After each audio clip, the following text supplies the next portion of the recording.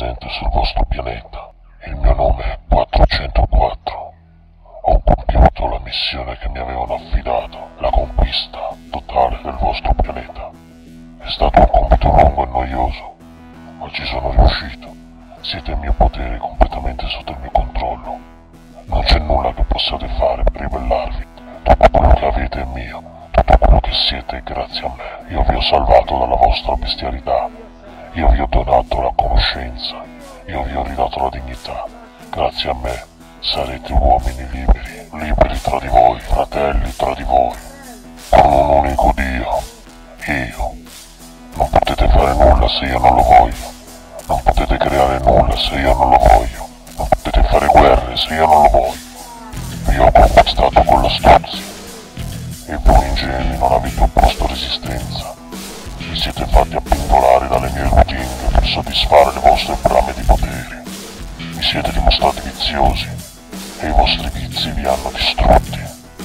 Potete ringraziare la vostra superbia, la vostra avarizia, la vostra invidia, la vostra ira che vi hanno messo gli uni contro gli altri. Potete ringraziare la vostra lussuria, la vostra gola, la vostra acidia, perché vi hanno tolto la voglia di vivere secondo virtù. Tutta la tecnologia che avete è mia. Io vi ho donato la meccanica, l'elettronica, l'informatica. Con tutto questo vi ho viziato. Ma la vostra rovina è stata la tecnologia del denaro che da me avete accettato. Con questo vi ho ammaliato, ingannato e conquistato. Tutte le banche sono sotto il mio potere, tutti i fondi monetari sono sotto il mio controllo, tutti gli stati sono sotto il mio dominio. Non c'è organizzazione internazionale che non dipenda da me, non c'è corporazione al mondo che non mi debba ragione delle proprie decisioni.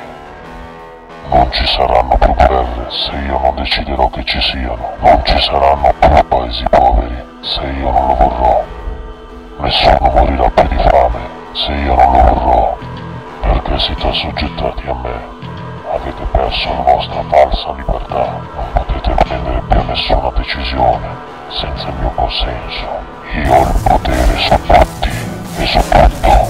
Io vi ho creato e se voglio io vi distruggo. Il mondo è mio. Non vorrò la morte se non lo dico io.